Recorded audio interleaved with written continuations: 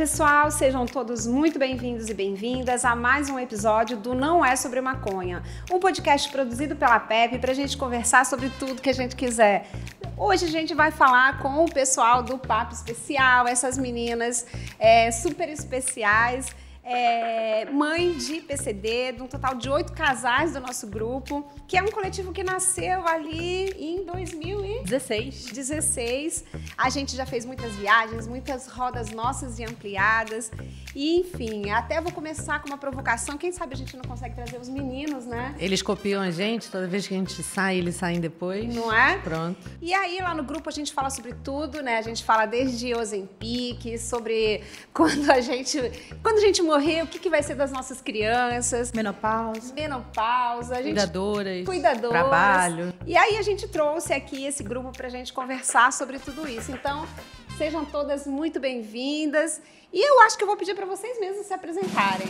Eu sou Cris, eu tenho 51 anos, sou mãe do Arthur, tenho paralisia cerebral, casada com o Sandro, trabalho na área financeira e de hobby fotografia e confeitaria. Ótima fotógrafa. Excelente. Fotógrafa do grupo. Aline. Eu sou a Aline, mãe da Maria Clara, conhecida como Maricota, ela tem síndrome de Rett. Tá aí às vésperas de fazer 17 anos, minha jovem, já. E eu tenho 46 anos, sou engenheira, atuo na área. De petróleo e gás. E adoro fazer parte desse grupo do Papo Especial, que é fundamental, assim, para nossa saúde, para o nosso equilíbrio, né? É isso aí. Eu, Adriane... Sempre erro o meu nome, então já reforço. Sou mãe da Alice, de 12 anos, com paralisia cerebral. Sou casada com o Anderson há 25 anos. E a gente teve essa bela surpresa de ter uma filha prematura e com um diagnóstico de PC. Eu trabalho com recursos humanos, inclusive... É o nosso RH estratégico. Exatamente, sou sócia da Atua. Uma vida corrida e esse tema, tantos temas que a gente fala, acho que especialmente o Papo Especial vibra, né? A Cris falou um pouco mais cedo do vibrar, vibra muito forte na gente, porque a gente sabe o quanto a gente impacta, mesmo falando de forma muito bem-humorada, como é a nossa essência, o Papo Especial, falar do papo, falar das nossas angústias, dos nossos anseios, das nossas alegrias, dos nossos medos, é sempre muito bom. Então, obrigada, Guedes. Eu que agradeço, gente. Obrigada por vocês estarem aqui compartilhando.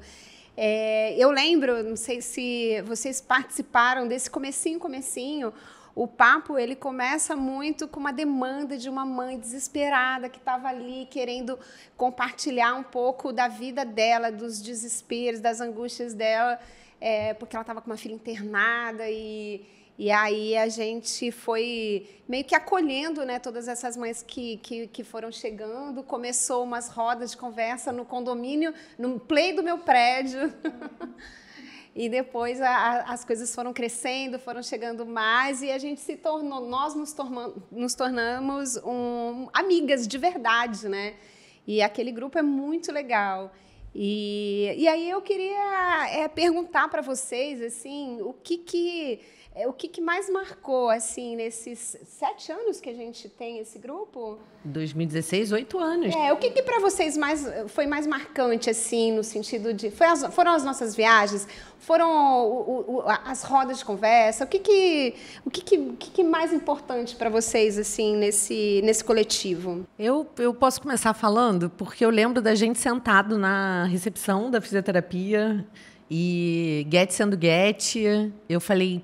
Tenho um desejo muito grande de falar com outras pessoas que têm as mesmas preocupações que eu tenho, compartilhar a história mesmo, né? Sentir que a gente não está sozinho, porque quando a gente se torna mãe atípica, tudo que a gente pensou, tudo que a gente idealizou daquela maternidade ideal não aconteceu.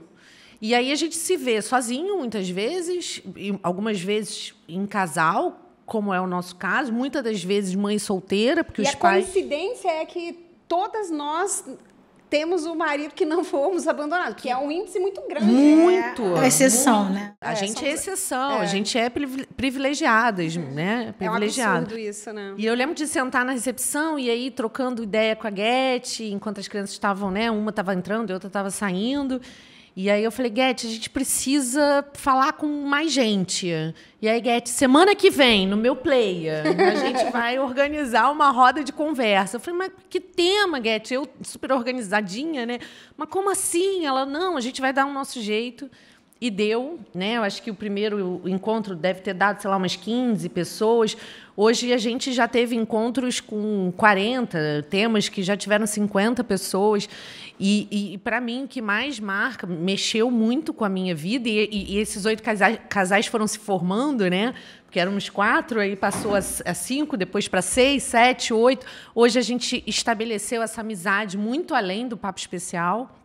Mas eu acho que toda vez que a gente se compromete a fazer a reunião, o encontro, a gente consegue enxergar o quanto a gente impacta, algumas vezes só trocando uma palavra, a gente impacta a vida de outras pessoas, que os nossos filhos já estão adolescentes e a gente sabe que tem muita gente entrando nesse universo, e a oportunidade que a gente tem também de conhecer famílias que têm filhos mais velhos, né, adultos, e que a gente pode ouvir essas histórias e beber dessa fonte.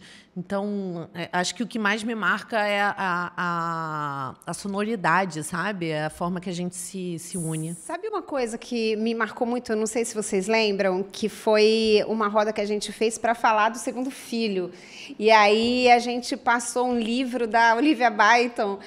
Conta, Cris, que depois apareceu uma mãe que engravidou. Você lembra da... A mãe do Arthur. Queridíssima. O segundo filho dela chama Arthur. Ela tem uma filha PC. Isso. É isso? Ela, acho que é professora.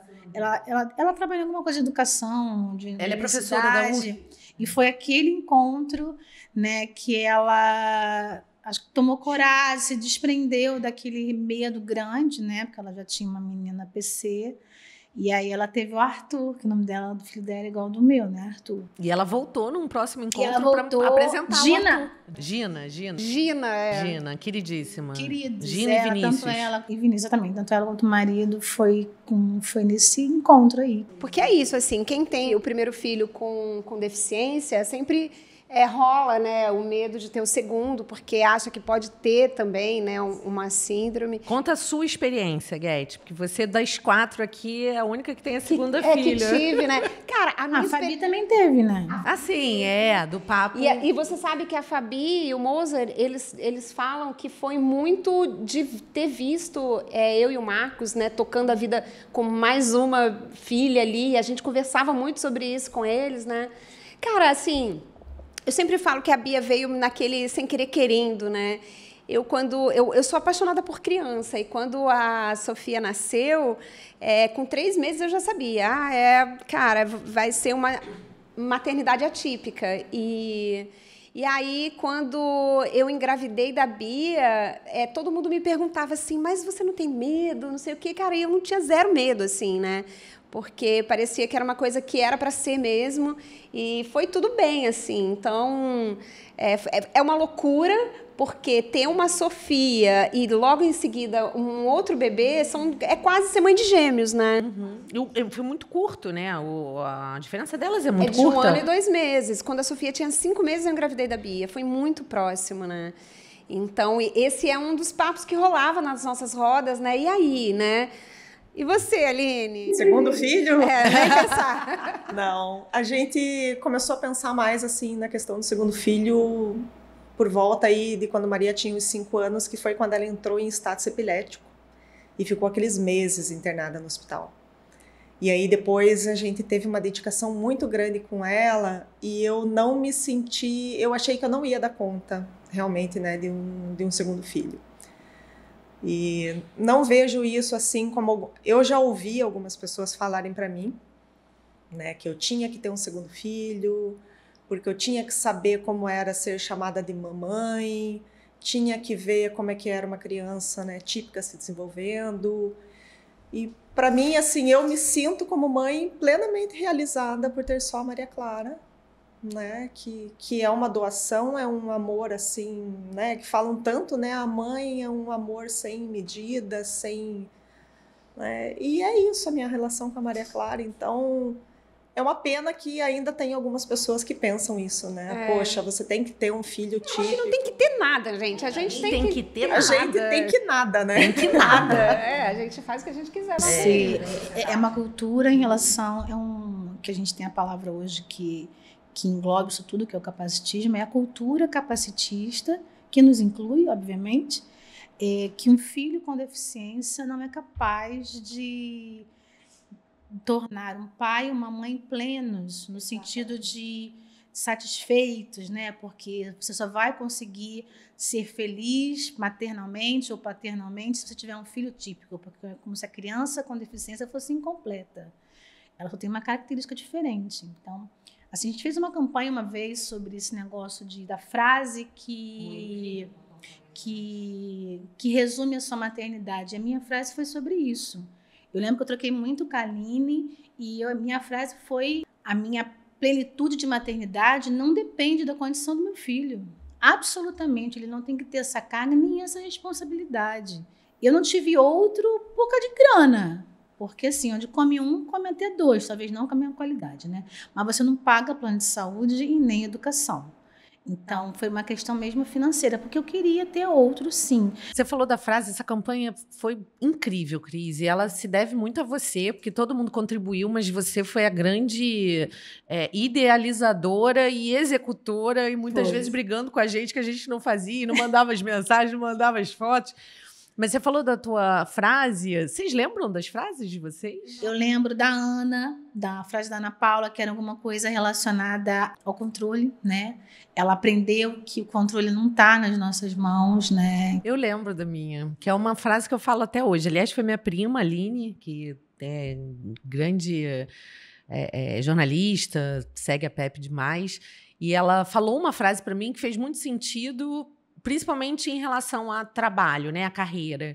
Que ela falou, quando nasce uma mãe, nasce a culpa. Ai, vamos falar sobre isso. E essa frase, eu lembro que foi ela, porque... E a gente pode até dar um confere, tá lá no Papo Especial, @Papo Especial Oficial, já tô fazendo propaganda, que a gente dá os 100%. Não sei o quanto esse 100% é suficiente, mas eu tô dando meus 100%. Posso dar 101? É mentira. Ninguém dá mais do que 100%. A gente está dando no nosso 100%, que às vezes até passou do limite, né? E isso vem muito com culpa, porque a gente fica... será que eu estou trabalhando muito? Será que eu estou deixando o outro cuidar? Cara, a gente podia ficar aqui falando até o final só de culpa, porque eu acho que pra mim, é uma coisa que pesa muito, né? E depois, assim, uma outra coisa que a gente vai falar em seguida, que é uma coisa que a gente fala muito, que é isso, assim, né? Uma hora a gente a gente pode não estar aqui e eles estarem, né? Então, eu acho que a questão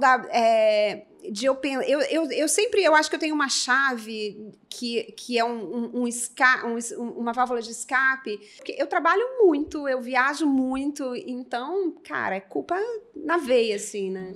Logo depois, assim, de que ficou... A Maria não tinha ainda um diagnóstico, mas estava muito claro que tinha uma síndrome ali, que a gente tinha que descobrir. Eu procurei o profissional de serviço social no meu trabalho para conversar. Ela falou para mim, olha, você precisa trabalhar a independência da Maria Clara, mesmo que a independência dela seja ser cuidada por outra pessoa. E é tão importante trabalhar essa independência, mesmo que seja dessa forma, porque aí ela tem, né, os amigos, tem outras relações, tem pessoas que encontram com ela na rua, eu tô com ela na rua, a pessoa, oi, Maricota, e vem conversar, eu nem sei quem é a pessoa, mas ali rola o papo e tal. Eu acho que tem essa questão quando você fala da independência, eu sempre... Enfim, sempre quis ser mãe para ser uma mãe... Legalzona.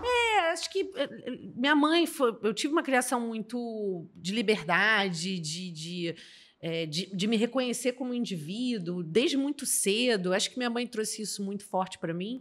E eu sempre pensei nisso. Tem até um texto romantizado que fala que Deus falou para esse anjo, eu preciso que essa mãe seja egoísta. E aí o anjo perguntou, mas por quê? Porque ela vai precisar cuidar dela para cuidar dessa criança.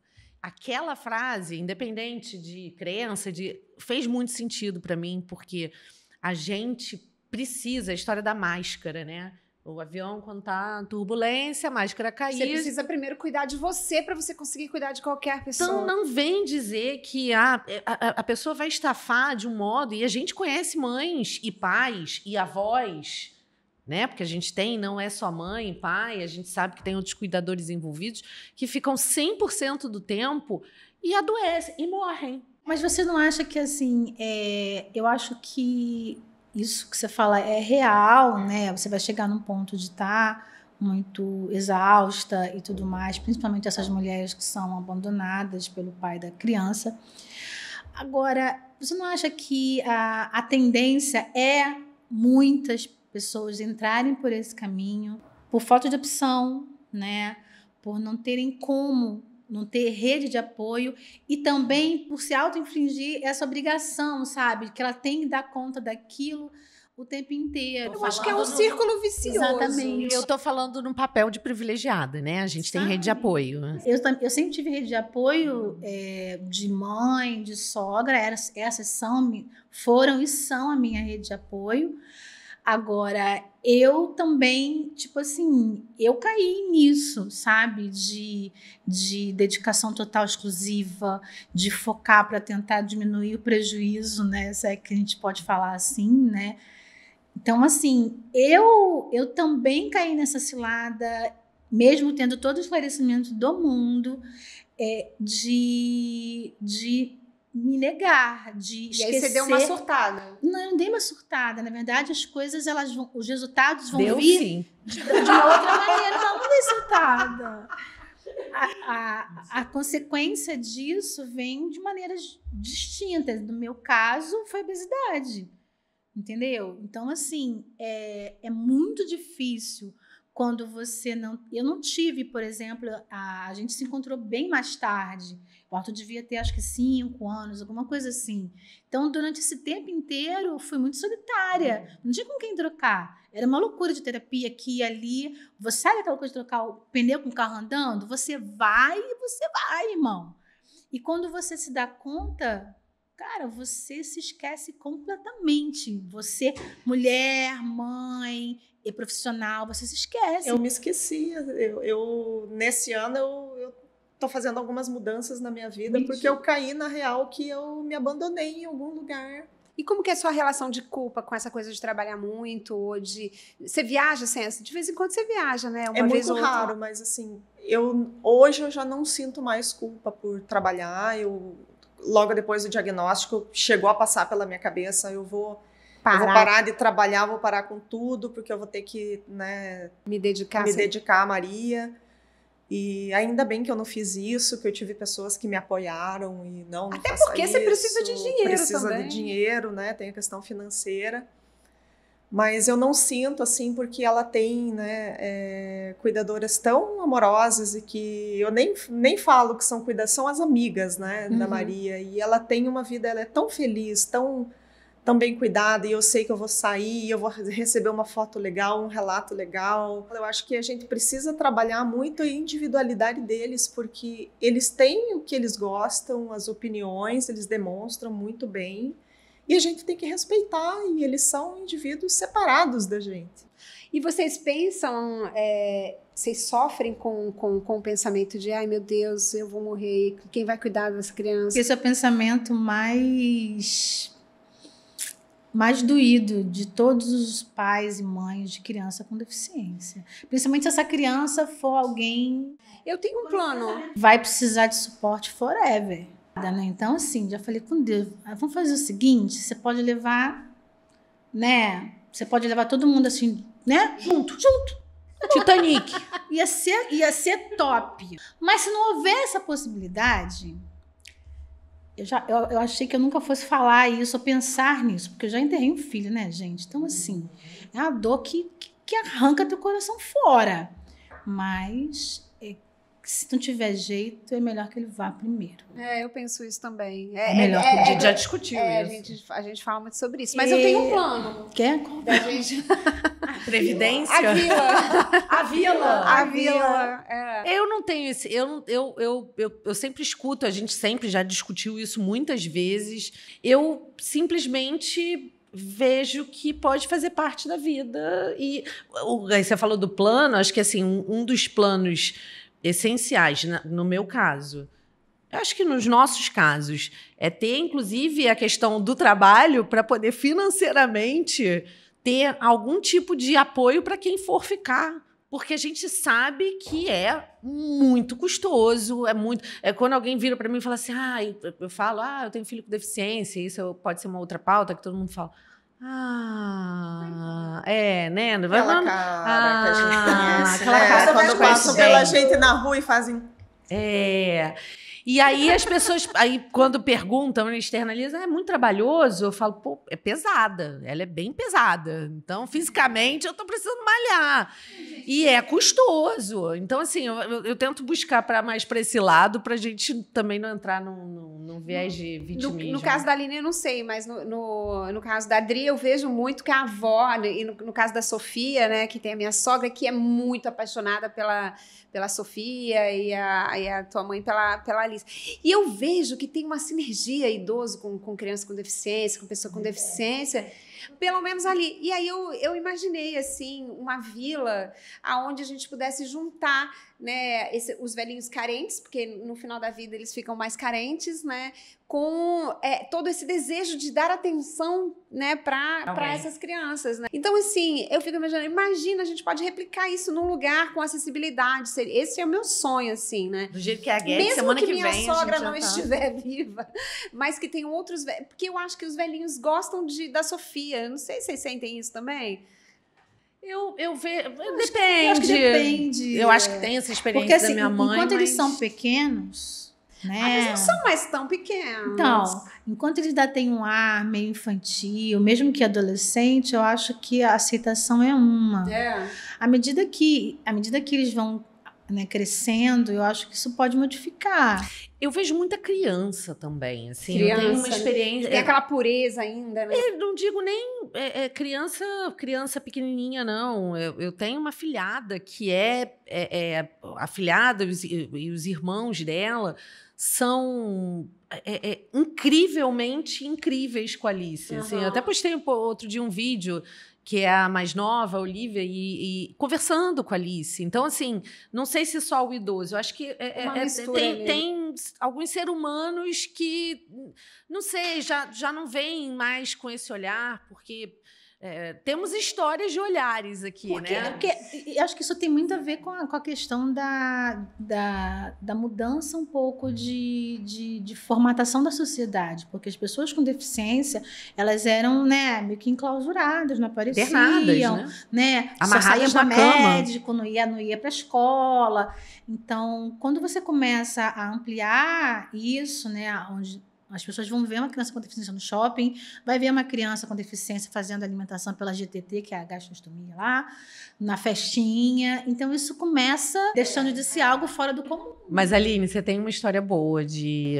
né? Você, Ana, eu sei que tem algumas histórias interessantes de olhares e de comentários. A Aline tem uma clássica. Eu não posso falar porque palavrão, melhor não falar aqui, mas, enfim, envolveu alguns, né? Mas semana passada a gente estava levando Maria na Hidro e tem um lugar ali que é ruim de andar na calçada. A gente estava com ela na cadeira na ciclovia e veio um senhorzinho nessas scooters e emparelhou com a cadeira de roda da Maria e olhou para ela e falou, oi! E quando a Maria olhou para ele falou, vamos apostar uma corrida? Eu achei tão bonitinho, não podia ser assim, sabe? Do que esse olhar de preconceito, né? De que a deficiência é uma limitação, é um sofrimento, é isso. E essa que acho que é a minha grande briga de hoje, né? Você não inferir que aquela pessoa não é capaz ou que aquela pessoa não é feliz. E qual foi a diferença que vocês sentiram dessa transição para a adolescência, assim? Tanto do ponto de vista das pessoas, dos olhares, quanto para dentro de casa, assim? Vocês pensam? O Arthur tá com 15, né? Muda bastante. Aliás, eu sinto muito mais agora do que quando eu era criança.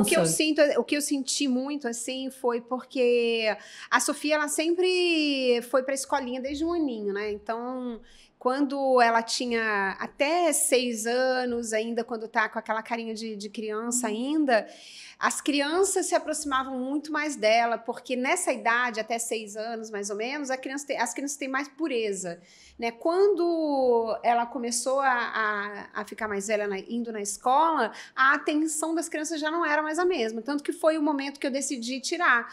E porque é isso, assim, quando ela estava pequenininha, eu tenho até uma história curiosa, que ela chegou na escola, né, logo depois que vem o próximo ano, depois das férias, e aí a menina chegou para ela e falou assim: Sofia, você ainda não está andando. Como assim? Como assim, né? Meio que dando um puxão de orelha, né? A Sofia ali no mundinho dela e tal.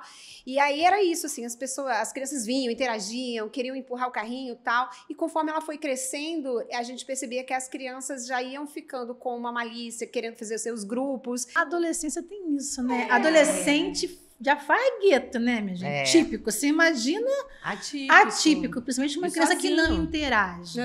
Tem que ser um indivíduo, um adolescente muito fora da curva. Engraçado, eu vejo mais crianças, dependendo da idade, olhando... Tem algumas crianças que olham curiosas e eu não tenho o menor... Eu, Adriane, não tenho o menor problema com isso. Aliás, eu até prefiro que me pergunte, porque aí eu pergunto a idade e vou identificar até onde eu posso dizer, do que pai e mãe que passam e afasta ali, está num parquinho. Ela adora ouvir criança, adora ouvir bebê chorando, inclusive, então é meio estranha a minha filha, mas enfim, ela parece que sente prazer de ver bebê chorando. E as crianças gritando e tudo mais, e os pais, não chega perto. Assim, isso me irrita. Esses olhares, então, é preconceito. Essa coisa, esse papo de inclusão, inclusive, é um pouco polêmico. Eu lembro da Aline, uma vez, ela falou uma frase que até hoje nunca mais me saiu da cabeça. Ai, meu Deus.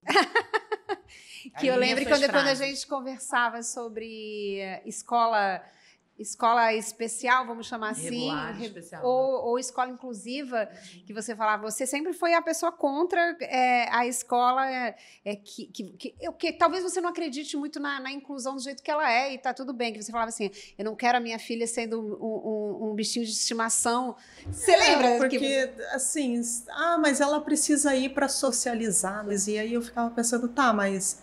ela vai ser aquela criança que vai chegar, né, vão dar bom dia, fazer um carinho e é isso. A Maria Clara, ela dita o ritmo, né, dos tratamentos, das terapias, o que vai dar certo, o que não vai dar certo. Porque ela teve esse espaço de desenvolver essa capacidade de mostrar, de ser... Quando isso é validado na pessoa com deficiência, que ela se sente ouvida, isso é um conceito extraordinário. Porque o que acontece? O Arthur, ele muitas vezes quer fazer para agradar o Sandro, principalmente, porque é o Sandro que mais acompanha o Arthur nas terapias, ou eu. E aí acaba perdendo a individualidade. E aí a gente precisa reforçar por que precisa, por que você vai lá, para quê. Então, quando ele sabe que ele pode não querer fazer e tá tudo bem, nossa, aí isso flui de uma maneira incrível. Então, assim, é importante escutar. Quando você estava falando sobre a questão da inclusão, a gente já teve conversas enormes, eu e a Aline, sobre isso, né? Porque eu defendo muito a inclusão escolar como ideal, né? Como um mundo ideal. Para mim, a mudança de sociedade que a gente tanto espera, ela só vai poder acontecer no chão da escola. Também acho. É ali, porque é ali que você vai formar indivíduos, mas num contexto onde isso de fato propicie o desenvolvimento da criança com deficiência. E não para que ela seja um depósito de criança. Eu acho que o diferente sempre causa, e não é o diferente só de pessoa com deficiência, é o diferente que é o travesti, é o diferente que é muito gordo, ou que é muito magro, ou que são corpos diferentes. Então, eu acho que quando a gente pensa sobre tudo isso, eu acho que está no ser humano. Não sei se o problema é só a pessoa com deficiência.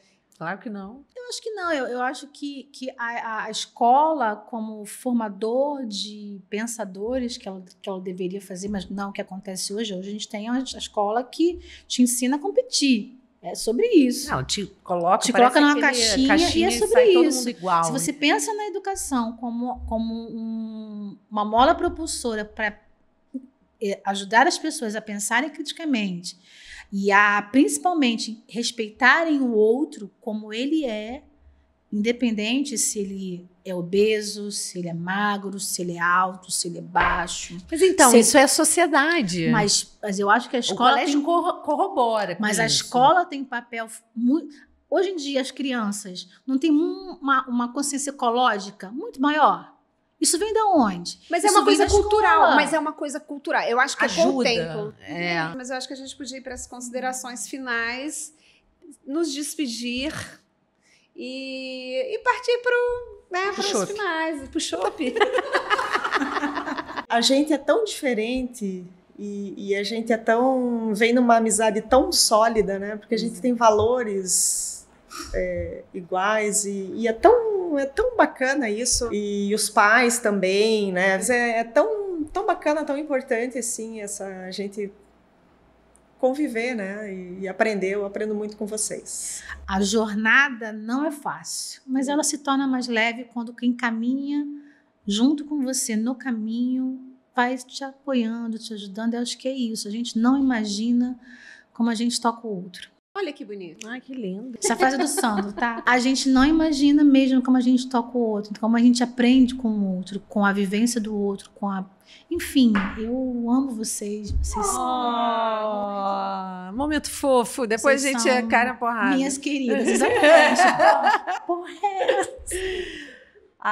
Eu vou pegar um pouco do que eu tive o privilégio de ouvi-las primeiro e acho que o impactar o outro é muito importante. O Papo Especial nasceu com isso. A gente faz isso muito naturalmente, porque a gente acredita mesmo no diverso, no múltiplo. A gente quer ouvir pessoas diferentes. A gente faz questão de estar em ambientes que também não tenham pessoas só com deficiência. Umas vezes a Guete fala muito isso. Ai, que bom que a gente está aqui hoje. Não vamos falar de vida de pessoa com deficiência. Vamos falar da gente. Outra coisa, outro assunto. E eu acho que a maior essência que a gente tem e que eu gostei da característica que a Cris me trouxe hoje, e o vibrante, né? Acho que a gente vibra bom humor, a gente vibra leveza. Não que as coisas não sejam, né? Que a gente não chore, que a gente não... Tem gente que fala, parece que tá... E, aliás, muita gente acha que tá tudo bem, muito melhor do que tá mesmo, porque a gente faz parecer que tá tudo bem. E hoje eu faço isso intencionalmente, primeiro para o cuidado que a gente tem que ter para não estar no papel de vítima, de entrar no vitimismo, enfim. Mas eu acho que é isso, a gente vibra bom humor, a gente vibra vontade de rir e não de chorar. Então, acho que isso faz com que os nossos encontros sejam muito alegres. Guete, você, suas considerações. Isso. Não, eu quero agradecer só. Eu só tenho a agradecer em ter vocês na minha vida, esses anos todos. Eu acho que eu sempre declaro o quanto eu amo vocês e o quanto vocês também são importantes na minha vida.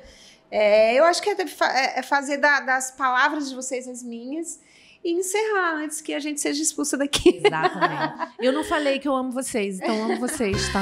De verdade. Então é nesse clima de tanto amor que a gente encerra e pede para quem gostou do nosso papo, compartilhe, indique para os amigos. E é isso, né, gente? Isso. Partiu o chopp. Partiu o chopp.